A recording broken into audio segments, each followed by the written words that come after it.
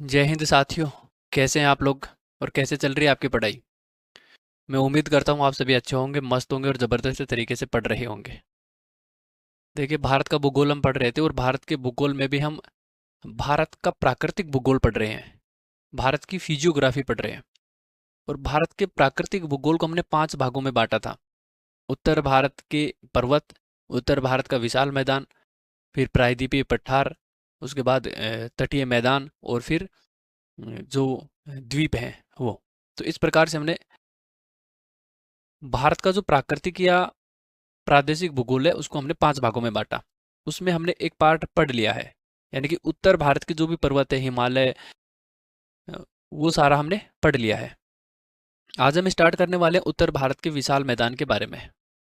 तो उत्तर भारत के विशाल मैदान को भी हम 2 भागों में बांटेंगे। उसका 2 प्रकार से विभाजन करेंगे। एक ऊर्ध्वाधर विभाजन करके पढ़ेंगे और एक क्षैतिज विभाजन करके पढ़ेंगे। तो ये जो क्षैतिज विभाजन है इसको हम अनुप्रस्थ विभाजन भी बोलते हैं, और ये ऊर्ध्वाधर विभाजन है इसको हम अनुदैर्ध्य विभाजन भी बोलते हैं।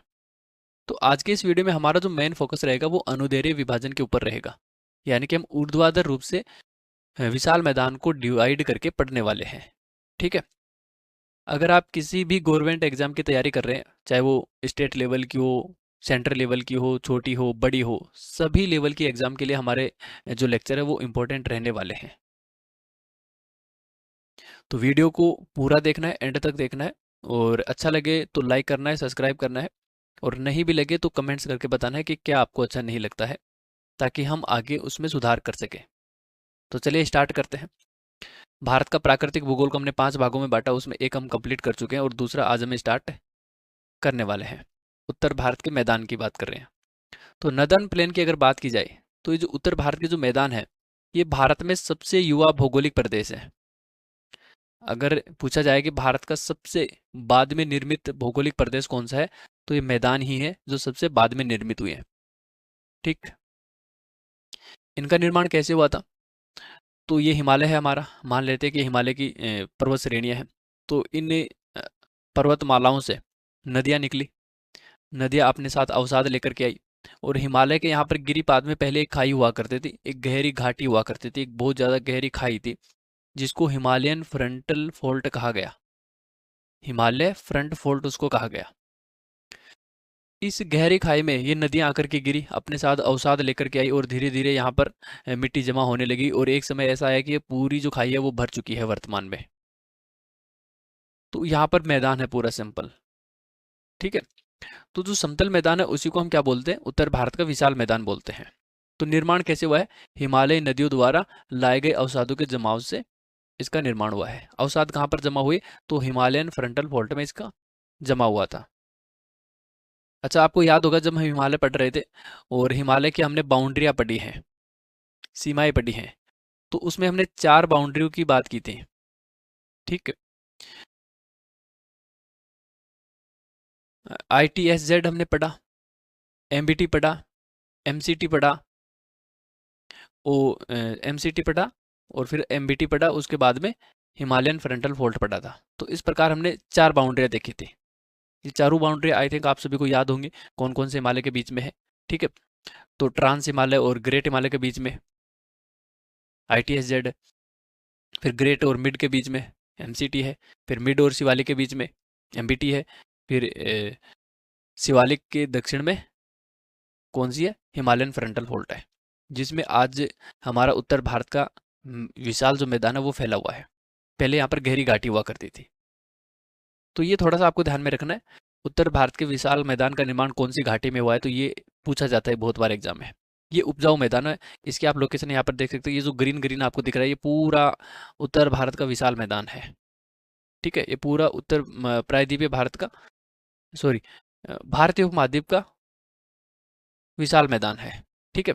तो इसका कुछ हिस्सा पाकिस्तान में भी है, कुछ हिस्सा बांग्लादेश में है। तो पाकिस्तान और बांग्लादेश वाले को हम नहीं पढ़ेंगे, हम भारत वाले को पढ़ेंगे। तो भारत वाला हमारे काम का है, क्योंकि वही हमारे एग्जाम में पूछा जाता है। पाकिस्तान वाले से हमको क्या मतलब है? तो उत्तर भारत के जो विशाल मैदान है इसको हम 2 भागों में बांटेंगे। 2 भागों में बांट करके इसको पढ़ेंगे। अनुदैर्ध्य विभाजन में हम भाबर, तराई, बांगर, खादर, ये सब क्या होते हैं इनको देखेंगे डिटेल से। अनुप्रस्थ विभाजन में हम सिंधु का मैदान, गंगा का मैदान, ब्रह्मपुत्र का मैदान हम विस्तार से पढ़ेंगे और हम एक एक चीज़ें डिटेल से पढ़ेंगे। और जब आप ये सारी चीज़ें विस्तार से समझ लेंगे तब आपको पता चलेगा कि आपने बहुत कुछ चीज़ें पढ़ ली हैं। ठीक है, जो एग्जाम की दृष्टि से इम्पोर्टेंट है। तो आज के इस वीडियो में हमारा जो मेन फोकस रहेगा वो अनुदैर्ध्य विभाजन के ऊपर है। तो यही क्या है, हमारी आज की मेन हेडिंग रहने वाली है। तो ये आपको हेडिंग लगा लेनी है। इसको ऊर्ध्वाधर विभाजन भी बोलते हैं, अनुदैर्ध्य विभाजन भी बोलते हैं, इसको नॉर्थ टू साउथ डिवीजन भी इसको कहते हैं, उत्तर से दक्षिण विभाजन भी इसको कहा जाता है। क्योंकि आप देखेंगे उत्तर भारत में ऊपर की तरफ पर्वत है, फिर यहाँ पर मैदान है। ठीक है, और मैदान में भी अलग अलग संरचनाएं हैं, जैसे भाबर है, भाबर पहले निर्मित हुआ, उसके बाद तराई क्षेत्र आया, उसके बाद बांगर आया, उसके बाद खादर आया, फिर ऐसे नदियां जो होती हैं वो समुद्र में गिर जाती हैं, फिर लास्ट में वो डेल्टा का निर्माण करती हैं। तो ये क्या है, उत्तर से दक्षिण क्रम है। ठीक है, तो भाबर, तराई, बांगर, खादर, उसके बाद में लास्ट में हम डेल्टा क्षेत्र देखेंगे। तो चलिए स्टार्ट करते हैं। भाबर क्या है ये आपको समझना है। सिंपल रूप से अगर कहा जाए, अगर एक लाइन में ये बोलूं तो भाबर होते हैं मोटे मोटे निक्षेप है, अगर एक लाइन में बोला जाए। ठीक है, अगर टेक्निकली बोला जाए तो भाबर एलुवियम और कोलोवियम दोनों का जो मिश्रण होता है, या दोनों ही भाबर कहलाते हैं, या दोनों मिलकर के भाबर का निर्माण करते हैं। अब ये एलुवियम और कोलोवियम क्या है? अब आप ये सोच रहे होंगे कि एलुवियम कहाँ से आ गया बीच में, कोलोवियम कहाँ से आ गया, आज से पहले तो ये सुना ही नहीं था। तो एलुवियम टेक्निकल वर्ड है, कोलोवियम भी टेक्निकल वर्ड है। आपने ये चीज़ें सुनी है, लेकिन ये टेक्निकल वर्ड आपने नहीं सुने होंगे, और सुने भी होंगे तो आपको ये चीज़ें पता होंगी। एलुवियम क्या होते हैं? नदियाँ जो अवसाद लेकर के आती हैं और फिर उनको पहाड़ों के सहारे जमा कर देती हैं, मोटे मोटे अवसादों को, उनको हम बोलते हैं एलुवियम। सिंपल सी चीज़ें हैं। ठीक है, यही चीज़ यहाँ पर लिखी हुई है। पर्वतों के गिरिपाद में हिमालयी नदियों द्वारा निर्मित जलोढ़ शंकु एलुवियम कहलाते हैं। जैसे मान लेते हैं ये पूरा पर्वत है। ठीक है, यहाँ से कुछ नदियाँ निकल करके आई और यहाँ पर मोटे मोटे निक्षेप यहाँ पर जमा कर दी, पर्वतों के गिरिपाद में, पर्वतों के पैरों में। तो ये शंकु रूप में जमा हुए हैं। ठीक है, जलोढ़ मतलब जल के साथ बहा करके लाए गए अवसाद है, और ये शंकु रूप में जमा हुए हैं, तो इसलिए इनको जलोढ़ शंकु कहा गया। शंकु आपने सभी देखा होगा, शंकु मतलब ऐसे त्रिकोणा होता है। ठीक, तो शंकु रूप में जमा हुए तो इसलिए इनको जलोढ़ शंकु कहा गया। अब जलोढ़ शंकु होते क्या है, अगर इसको भी और सिंपल रूप से समझें आप, तो जलोढ़ शंकु वो होते हैं पत्थर के बड़े बड़े टुकड़े जो शंकु रूप में जमा हो जाते हैं, उनको हम जलोढ़ शंकु बोलते हैं। ठीक है, तो एलुवियम क्या होते हैं? एलुवियम आपको समझ में आ गया होगा कि नदियों द्वारा बहा करके लाए गए बड़े बड़े पत्थर के टुकड़े जो शंकु रूप में जमा हो जाते हैं, उनको हम बोलते हैं एलुवियम। कोलोवियम की बात करें तो कोलोवियम वो होते हैं जब कोई पहाड़ है, कोई पर्वत है, मान लेते हैं ये बहुत ज़्यादा तीव्र है, अब ये लैंड स्लाइड हुई इसमें, ये थोड़ा सा कट करके ये नीचे आ गया और यहाँ पर ये इसका अवसाद यहाँ पर गिरिपाद में जमा हो गया। तो ये भी क्या है, एक प्रकार के अवसाद ही है, तो ये जमा हो गए। ठीक है, मान लेते हैं यहाँ पर ही एक पहाड़ है और यहाँ से कट करके आ गया वो, और यहीं पर जमा हो गया और ये इसी में मिल गया। तो देखिए ये अवसाद एलुवियम में मिल गया। ठीक है, लैंड स्लाइड वाला जो अवसाद बहाकर अवसाद आया था, हाँ, जो निक्षेप आए थे वो यहाँ पर जमा हो गए, वो एलुवियम में मिल गए। तो अब ये क्या है, दोनों आपस में मिल गए, तो दोनों क्या कहलाएंगे, भाबर कहलाएंगे। तो एलुवियम और कोलोवियम मिलकर के किसका निर्माण करते हैं, भाबर का निर्माण करते हैं। तो इसमें दो प्रकार के अवसाद आते हैं भाबर में, नदियों द्वारा बहा करके लाए गए अवसाद और भूस्खलन द्वारा जमा किए गए अवसाद, दोनों यहाँ पर आते हैं। ठीक है, ये चीज़ें आपको ध्यान रखनी है। ये होगी थोड़ी सी टेक्निकल बात। अब बात करते हैं भाबर क्षेत्र का विस्तार कहाँ पर पाया जाता है भारत में। तो भारत में ऊपर आप देखेंगे यहाँ पर है हिमालय पर्वत। ठीक, ये से है हिमालय पर्वत। हिमालय पर्वत के दक्षिण में आप देखेंगे यहाँ पर, तो दक्षिण में नदियों ने मोटे मोटे पत्थर जमा कर दिए, और इन पत्थरों का जमाव सिंधु नदी से लेकर के, इधर सिंधु नदी प्रवाहित होती है, सिंधु नदी से लेकर के तिस्ता, यहाँ पर सिक्किम वाले क्षेत्र में तिस्ता नदी प्रवाहित होती है। ठीक है, तो इस क्षेत्र की जो नदियां हैं, इन्होंने यहाँ पर मोटे मोटे पत्थर जमा कर दिए। तो ये जो मोटे मोटे पत्थर वाला जो क्षेत्र है, ये क्या कहलाता है, भाबर कहलाता है। तो इसका विस्तार कहाँ से कहाँ तक पाया जाता है, सिंधु नदी से तिस्ता नदी तक इसका विस्तार पाया जाता है। ये इंपॉर्टेंट है, बहुत बार एग्जाम में पूछ लिया जाता है। ठीक है, चौड़ाई कितनी है, 8 से लेकर के 15 किलोमीटर की दूरी में ये बिछे हुए हैं मोटे मोटे पत्थर। अब आप सोचेंगे कि इतनी दूरी में थोड़ी बिछे हुए होंगे।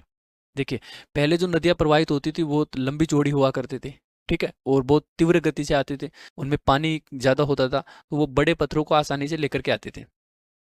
तो प्राचीन समय में जब नदियाँ बहुत लंबी चौड़ी होती थी, तेज गति से प्रवाहित होती थी, तो उस समय उन नदियों ने मोटे मोटे पत्थर बहुत लंबी दूरी तक वो लेकर के गई, और वो वहाँ पर बिछा दी। ठीक है। तो आज आप देखेंगे तो ये हिमालय से लेकर के 8 किलोमीटर या 15 किलोमीटर दूर तक आपको मोटे मोटे इस प्रकार नदियों द्वारा लाए गए आपको अवसाद दिखाई देंगे, जिसको हम क्या बोलते हैं, भाबर क्षेत्र बोलते हैं। तो 8 किलोमीटर से लेकर के 15 किलोमीटर तक ये फैला हुआ है। कहीं कहीं पर 8 किलोमीटर तक फैला हुआ है, कहीं कहीं पर 15 किलोमीटर तक फैला हुआ है। तो चौड़ाई इसकी आपको ध्यान में रखनी, मोटे मोटे रूप से कई सारे किलोमीटर में फैला हुआ है होता है। ठीक। अब चूंकि ये मोटे मोटे पत्थर होते हैं तो इस प्रकार से जमा होते हैं। अब देखिए, यह पिक है, तो ये तो आधुनिक पिक है, लेकिन पहले समय में ये पत्थर और भी ज़्यादा मोटे हुआ करते थे, अब तो घिस गए या रगड़ करके कम हो गए। ठीक है। और मोटे पत्थरों का कई सारे लोग जो वो उपयोग भी ले लेते हैं, मकान बनाने में या बहुत सारी चीज़ों में उपयोग कर लेते हैं। ठीक। तो इस पिक में जो दिखाया गया उससे भी बहुत सारे मोटे मोटे पत्थर यहाँ पर आज भी पाए जाते हैं। ठीक है।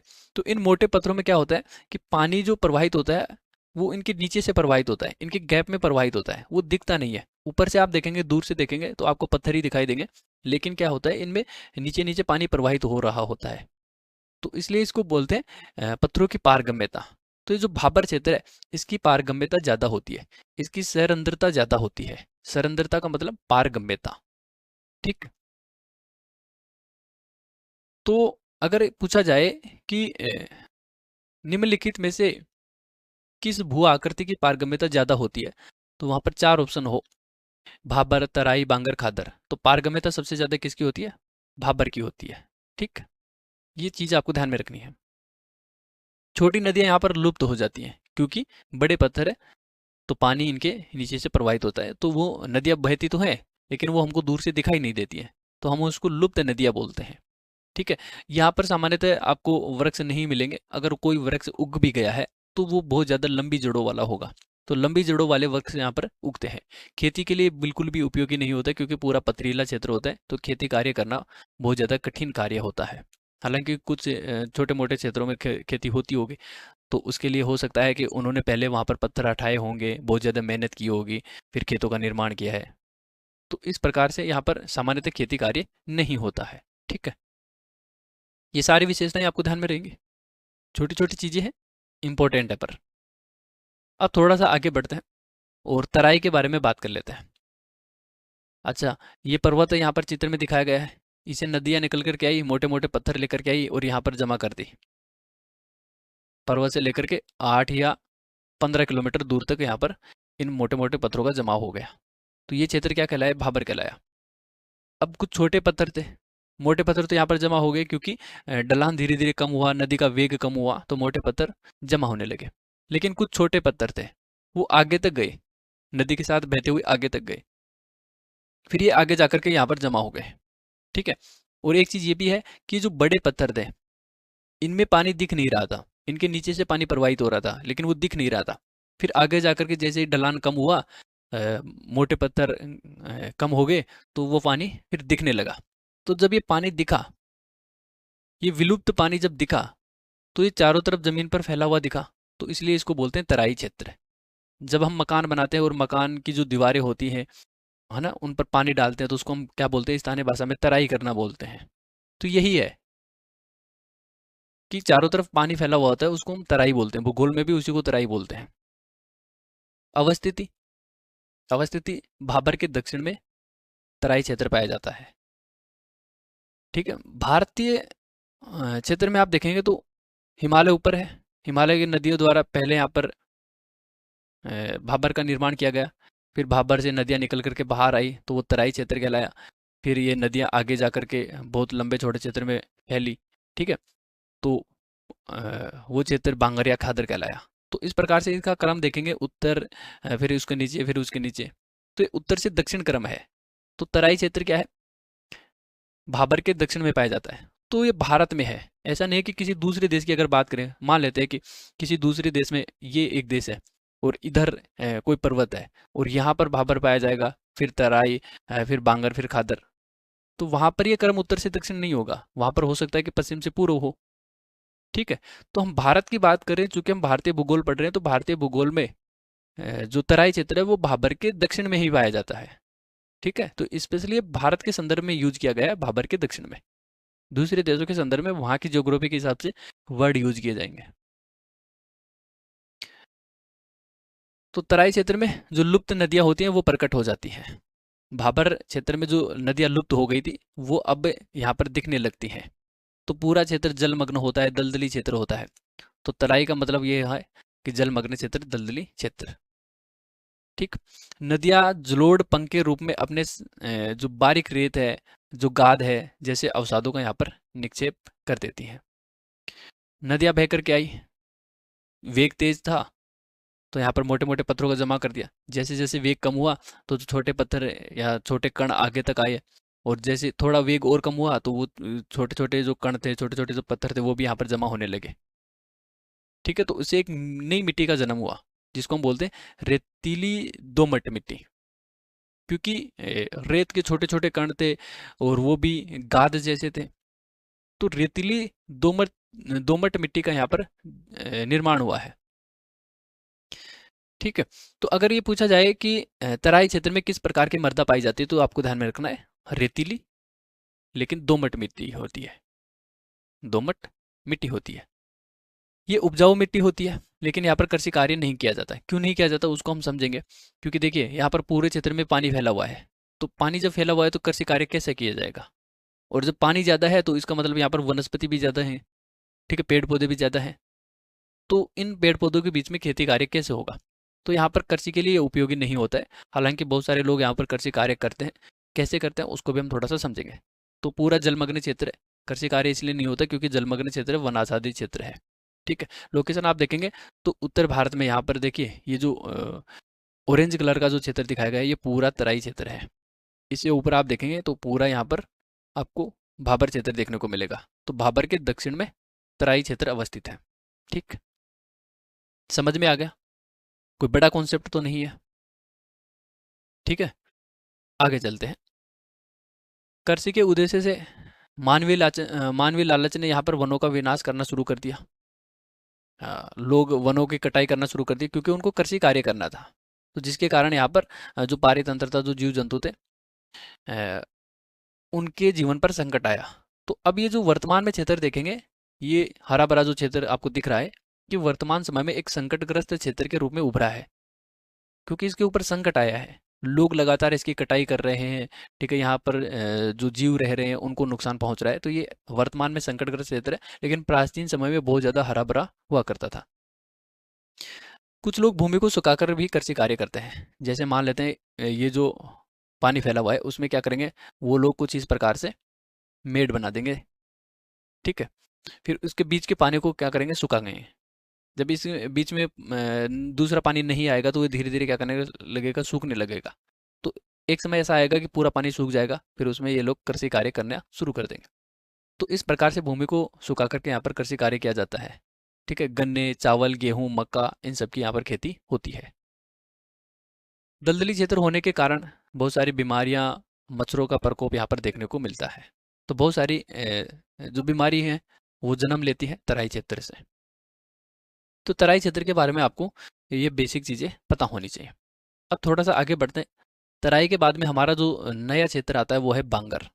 अब बांगर को थोड़ा सा समझ लेते हैं। ठीक है, पहाड़ों से नदियाँ निकली, मोटे अवसादों को यहाँ पर उन्होंने जमा कर दिया। जैसे ढाल कम हुआ तो छोटे अवसाद भी यहाँ पर जो रेत है वो यहाँ पर जमा होने लगे।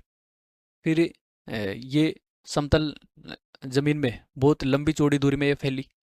ठीक है, प्रवाहित हुई। तो प्राचीन समय में जो नदियाँ होती थी वो कई सारे किलोमीटर में बहती थी, अब नहीं बहती है।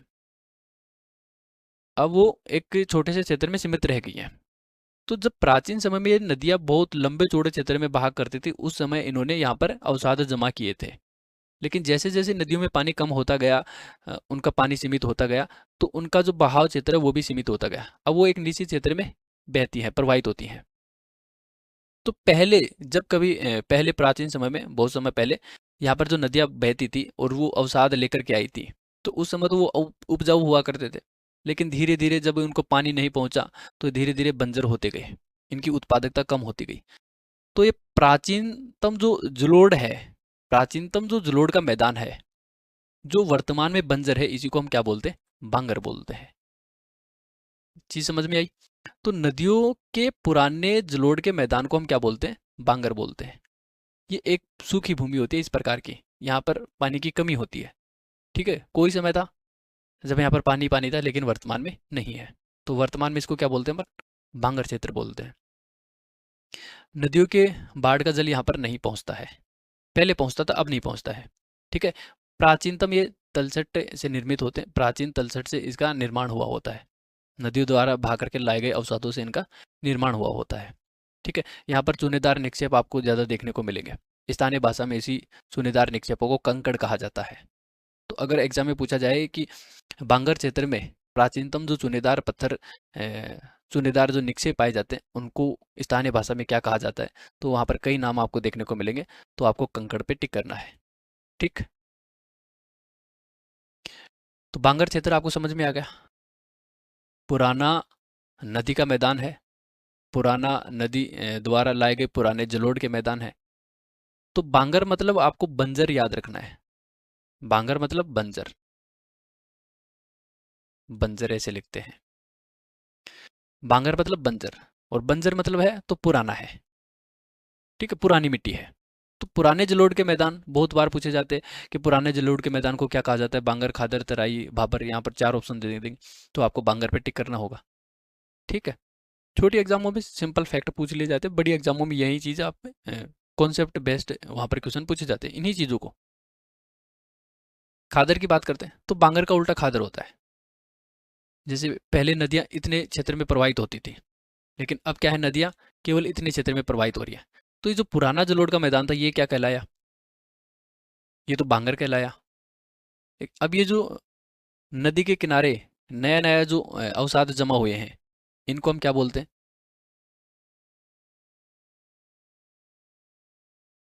ठीक है, तो इस क्षेत्र को हम क्या कहते हैं? जहाँ पर नए अ, नदी के अवसाद पाए जाते हैं, इसको हम बोलते हैं खादर। तो नवीन जलोढ़ के मैदान जो होते हैं वो खादर कहलाते हैं। नदी द्वारा अवसादों के ताज़ा निक्षेपण से इसका निर्माण हुआ होता है। इसको बेट भूमि भी कहा जाता है। तो ये जो स्थानीय नाम है, ये बहुत ज़्यादा इंपॉर्टेंट है। स्थानीय नामों से कई बार एग्जाम में क्वेश्चन पूछा जाता है। अब देखिए, खादर तो आपको याद रहेगा, भांगर भी आपको याद रहेगा, लेकिन सोचिए क्वेश्चन ऐसा आ जाए कि बेट भूमि निम्नलिखित में से किस क्षेत्र को कहा जाता है, या किस क्षेत्र को बेट भूमि के नाम से जाना जाता है, और वहाँ पर ऑप्शन आ जाए भाबर, तराई, बांगर, खादर। तो आपको ध्यान में रखना है, बेट भूमि किसको बोलते हैं? खादर को बोलते हैं। यहाँ पर प्रतिवर्ष बाढ़ का पानी पहुँचता रहता है। ठीक है, नदी में बाढ़ आता है तो आसपास के क्षेत्र में ये पानी फैल जाता है। तो आसपास का जो क्षेत्र है वही क्या है? खादर क्षेत्र है, कछारी प्रदेश है। इसका निर्माण भी नदियों द्वारा लाए गए अवसादों से हुआ है। अत्यंत उपजाऊ क्षेत्र है। बांगर और खादर की बात करें तो खादर ज़्यादा उपजाऊ क्षेत्र है। ठीक, तो हमने भाबर पढ़ लिया, मोटे मोटे निक्षेप। फिर तराई पढ़ा कि वहाँ पर पूरा जलमग्न क्षेत्र है। उसके बाद बांगर पढ़ा कि पुराने जलोढ़ के मैदान। और खादर पढ़ा नवीन जलोढ़ के मैदान। अब बात कर लेते हैं अपन डेल्टाई मैदान। ये डेल्टाई मैदान क्या होते हैं? देखिए, जब नदियाँ प्रवाहित होकर के आती हैं और ये समुद्र में मिलती हैं, तो समुद्र में जब ये मिलती हैं तो यहाँ पर क्या होता है, ढाल बहुत ही ज़्यादा कम हो जाता है। ठीक है, अब ऐसा नहीं है कि ढाल कम ही हो, लेकिन ये ज़रूरी है कि जहाँ पर ढाल कम होगा वहीं पर नदियों द्वारा डेल्टा का निर्माण किया जाता है। जहाँ पर ढाल कम नहीं होगा वहाँ पर नदियाँ डेल्टा नहीं बनाती हैं। तो कौन सी नदियाँ डेल्टा बनाती हैं, कौन सी नदियाँ डेल्टा नहीं बनाती हैं, ये आगे हम नदी वाले चैप्टर में पढ़ेंगे, पूरा डिटेल से पढ़ेंगे। ठीक, डेल्टा के प्रकार भी पढ़ेंगे कि डेल्टा कितने प्रकार के होते हैं, और भारत में कौन सी नदी किस प्रकार का डेल्टा बनाती है, वो सारी चीज़ हम देखेंगे। और विश्व के भूगोल जब हम पढ़ेंगे तो इसको और ज़्यादा पूरे विश्व के संदर्भ में समझेंगे। अभी के लिए आपको इतना याद रखना है कि जब नदी का ढाल बहुत कम हो जाता है, नदी समुद्र में मिलने वाली होती है, तो उस समय ढाल कम हो जाता है। तो नदियाँ में जो भी बचे कुचे छोटे मोटे जो भी कण होते हैं, मिट्टी के कण होते हैं, वो यहाँ पर जमा होने लगते हैं धीरे धीरे, क्योंकि नदी का बहाव कम हो गया है। अब नदी के अवसाद वहन करने की जो क्षमता है वो कम हो गई है। ठीक है, स्थानीय भाषा में ऐसे बोलते हैं कि नदी अब बूढ़ी हो गई है, समुद्र में मिलने से पहले नदी बूढ़ी हो चुकी है। तो नदी अवसादों को यहाँ पर जमा करने लगती है। तो नदी द्वारा समुद्र के किनारे जो अवसाद जमा किए जाते हैं उसी को हम बोलते हैं डेल्टा क्षेत्र। क्या बोलते हैं? डेल्टा क्षेत्र। तो डेल्टाई जो क्षेत्र होते हैं वो एक प्रकार की खादर भूमि होती है। खादर भूमि कैसी होती है? उपजाऊ। और खादर भूमि अभी थोड़ी देर पहले हमने पढ़ा था, नवीन नदी द्वारा निर्मित नवीन जलोढ़ मैदान होता है। तो यहाँ पर नई नई मिट्टी अभी जमा हो ही रही है। तो डेल्टाई क्षेत्र भी खादर भूमि का ही उदाहरण है। गंगा नदी के निचले क्षेत्रों में इनका विस्तार आपको देखने को मिलेगा। तो उत्तर भारत में आप गंगा नदी जो होती है वो हमारे सबसे बड़े डेल्टा का निर्माण करती है। ठीक है, दक्षिण भारत में भी नदियां डेल्टा का निर्माण करती हैं। क्योंकि हम उत्तर भारत के विशाल मैदान को पढ़ रहे हैं, तो दक्षिण भारत की जो नदियां डेल्टा का निर्माण करती हैं उनको हम यहाँ पर कवर नहीं करेंगे। उनको जब हम नदियां पढ़ेंगे दक्षिण भारत की तब समझेंगे। डेल्टाई मैदान में ढाल बहुत कम होता है। नदी का जो बहाव होता है वो मंद हो जाता है, तो नदी अपने अवसाद यहाँ पर जमा करने लगती है। ठीक है, अब देखिए, डेल्टा क्षेत्र में भी ऐसा नहीं है कि पूरे डेल्टा क्षेत्र में नदी का पानी वर्तमान में बह रहा है। उसमें भी क्या होगा कि पहले नदी इतनी दूर में बहती थी, तो इतने दूर में यहाँ पर अवसाद जमा हो गए। लेकिन अब क्या हो गया, के साथ साथ नदी का पानी कम होता गया और नदी इस प्रकार से धारा के रूप में प्रवाहित होने लगी, इस प्रकार से। तो बीच का जो क्षेत्र है, ये जो ऊंचा क्षेत्र है जहाँ पर अभी नदी का पानी नहीं पहुंच रहा है, उसको हम बोलते हैं चार्स। क्या बोलते हैं? चार्स। ठीक है, तो डेल्टाई क्षेत्र में जो उच्च भूमि होती है जहाँ पर नदी का पानी नहीं पहुंच रहा होता है उसको चार्स कहा जाता है। और जहाँ पर नदी का पानी पहुंच रहा है और वो दलदली क्षेत्र है उसको हम बोलते हैं बील्स। ठीक है, ये ठीक वैसे ही है जैसे बांगर और खादर है। बांगर में नदी का पानी नहीं पहुंच रहा था, वो बंजर हो गया था, तो उसको बांगर नाम दिया गया। खादर में नदी का पानी पहुंच रहा था तो उसको खादर नाम दिया गया। ठीक वैसे ही डेल्टाई क्षेत्र में जहाँ पर पानी नहीं पहुंच रहा है तो उसको चार्स कहा जाता है, और जहाँ पर पानी पहुंच रहा है दलदली क्षेत्र है उसको बिल्स कहा जाता है। लेकिन ये दोनों ही उपजाऊ क्षेत्र हैं। अब ऐसा नहीं है कि चार्स में नदी का पानी नहीं पहुंचता है यहाँ पर भी। ठीक है, लेकिन हर समय नहीं पहुंचता है ना। पानी जाता है जब नदी का बहाव ज़्यादा हुआ, वर्षा ज़्यादा हुई, नदी का जल स्तर आया, नदी का जल स्तर बढ़ा, तो चार्स वाले क्षेत्र में तक भी पानी पहुंच जाता है। तो ये दोनों ही क्षेत्र उपजाऊ हैं। ऐसा नहीं है कि चार्स को आप बंजर क्षेत्र कह देंगे और बिल्स को उपजाऊ क्षेत्र कह देंगे। ये तो दलदली क्षेत्र है। चार्स बहुत ज़्यादा उपजाऊ क्षेत्र है, ये दलदली है, इसमें खेती कार्य नहीं होता। लेकिन ये जो उच्च भूमि है यहाँ पर खेती कार्य हो जाता है, आसानी से खेती कार्य हो जाता है। ठीक है, तो चार्स और बिल्स क्या होते हैं ये दोनों आपको याद रखने हैं। डेल्टाई क्षेत्र में जो उच्च भूमि होती है उसको चार्स कहा जाता है, और डेल्टाई क्षेत्र में जो दलदली भूमि होती है, या नीची भूमि होती है, निम्न भूमि होती है, उसको बिल्स कहा जाता है। दोनों इंपॉर्टेंट है। टेक्निकल वर्ड बहुत ज़्यादा इंपॉर्टेंट है। टेक्निकल वर्ड से कई बार एग्जाम में क्वेश्चन बनते रहे हैं। तो देखिए, आज के इस वीडियो में हमने भाबर के बारे में अच्छे से समझा, तराई के बारे में पढ़ा, बांगर, खादर, और बाद में डेल्टाई क्षेत्र पढ़ा। ठीक है, भारत में आप देखेंगे तो बाबर सबसे उत्तर में पाया जाता है, फिर दक्षिण में तराई, फिर उसके दक्षिण में बांगर, फिर उसके दक्षिण में खादर, फिर लास्ट में डेल्टाई क्षेत्र। तो ये क्या है? ऊर्ध्वाधर क्रम है। इसको अनुदैर्ध्य क्रम भी बोलते हैं, अनुदैर्ध्य विभाजन भी इसको कहते हैं। तो उत्तर भारत के विशाल मैदान को हम दो भागों में बांट करके पढ़ने वाले थे, जिसमें एक भाग हम कंप्लीट कर चुके हैं। अगले वीडियो में हम अनुप्रस्थ विभाजन को शुरू करेंगे, और अनुप्रस्थ विभाजन में भी हम एक एक नदी को पढ़ने वाले हैं। सिंधु नदी को अलग से पढ़ेंगे, गंगा नदी, ब्रह्मपुत्र नदी, इन सभी का मैदान हम विस्तार से पढ़ेंगे। ठीक है, तो लगभग 4 वीडियो में हमारा पूरा उत्तर भारत का विशाल मैदान कंप्लीट हो जाएगा। और ये 4 वीडियो देखने के बाद आपको लगेगा कि हमने मैदानों के बारे में बहुत सारी नई चीज़ें पढ़ी हैं, क्योंकि हम डिटेल से पढ़ रहे हैं। हमारा उद्देश्य यही है कि हम हर एग्ज़ाम को कवर करने वाले हैं, ताकि आपको बार बार स्टडी ना करनी पड़े, बार बार पढ़ने से छुटकारा मिल सके। ठीक है, तो बने रहिए हमारे साथ। और आज के लिए बस इतना ही है, बाकी मिलते हैं नेक्स्ट सेशन में। तब तक के लिए धन्यवाद, थैंक यू, पढ़ते रहिए और मस्त रहिएगा।